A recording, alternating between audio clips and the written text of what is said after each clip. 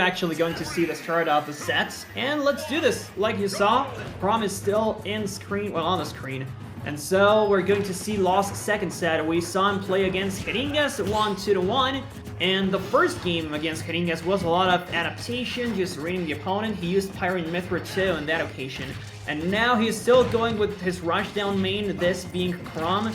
I don't think Luigi's gonna come out either, because swords are usually a nightmare for him. Right, and we saw Bestia. His level of adaptation is actually quite surprising.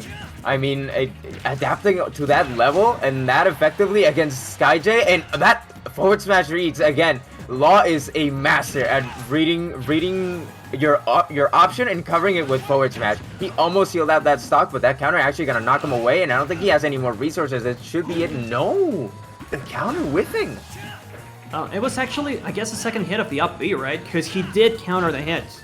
He just didn't manage to throw his hitbox in time. And those are automatic hitboxes, so yeah, now you know, guys, the up B is going to defeat Ike's counter, and that's also going to be the first stock. Kinda sad, you know, because Bestia was going for the appropriate option. He did get the right read, he got the right positioning and all, but it's just the nature of the move that prevented him from being successful. But now this dash attack is actually going to connect, and you know, he is putting himself in a bit of a dangerous situation. You know that you shouldn't really be underneath Chrom when he's doing his up B, but it works. So now he can take this one even further. Hopefully we see another stock coming through. There's someone even now, but Chrom is getting a lot of percent now. Yeah, the scary part about being underneath Chrom's up B is not actually the hit that goes down, but rather the scoops when he's spinning, which is what can end up gimping you at 0. But Bestia actually being very smart, just putting out the sword where Chrom is gonna end up with the parry, the reaction time on Law to parry that side B punishment again with that forward smash. That seems to be his trademark move. It just seals out that second stock immaculate. And it works now. Hang on a sec. Don't listen to me. It turns out that that interaction was pretty much just a one of a kind. I really don't know if it was the distance that Law was covering that helped him, but if it is, then there's some optimization to be had there. Still, the counter now works and throws Law to the side of blast zone, and now Bestia does not let Law land until now. And that's almost 100% to talk about, and this should be it because we already know what's coming. The counter, but no, he's too far away. We gotta love Ultimate, man. Sometimes things work and sometimes they don't, and that was such a big turnaround that Bestia was working on. That should have been his stock to steal. Just the immaculate comeback he was working on, and then just one whiff counter, and now it's a complete turnaround from the situation. Catches the nair landing with the forward smash, actually hitting a little bit above Chrom before he actually got to hit him with his own sword, with Ike's sword. So he seals out that stock with, again, another forward smash. Amazing from him.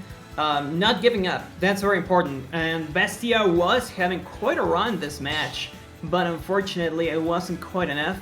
Still, for a match with so much, I don't want to say spaghetti, rather we just learned that these interactions can happen, and so now Bestia is going to be as close to the edge as possible, I would assume, with the risk in hand, of course, because, you know, Chrom side and all, you don't want to be tossed into the blast zone, but still, we're staying on the same stage and all, we're staying with Chrom and Ike, and I think Law might have the upper hand mentally from what happened, but Bestia was still getting some really solid combos sometimes, so if he can find the spots, he might be dominant.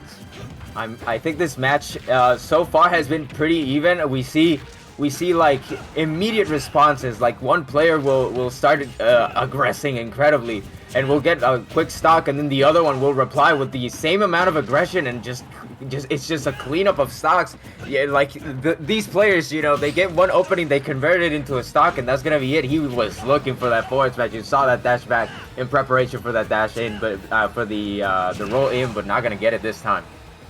Yes, the roll in, well, also the mix-ups and get-up in general are going to be extremely important here, because we saw Law being really good at catching Heringas earlier on, right? But he was not quite as successful when he was trying to run away. We also saw Heringas take some stocks of his in the last sets, And Bestia with the range, I think he's gonna have an even easier time doing so, but it's in neutral where the exchanges ended up happening, and here Law catches Bestia trying to run away, and so the rushdown comes through.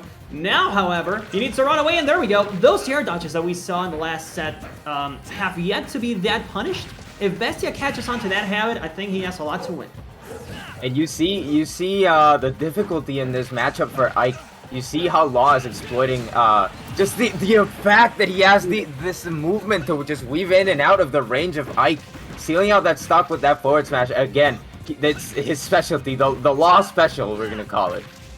Pretty much, and I love how consistent he is. No, dude, no way, not like this. That's awful that Bestia had to go for that as a miss-sim, but that's the end of the set. It's a 2-0 in favor of Law, thanks to that SD from Bestia. Unfortunate, really unfortunate, but now we're going to see SkyJ back on stage. And like we told you, every time we have a character switch, or sorry, a player switch, we're going to take it back to Mr. Santa Claus himself. Talk to us, Santa. What's up, guys?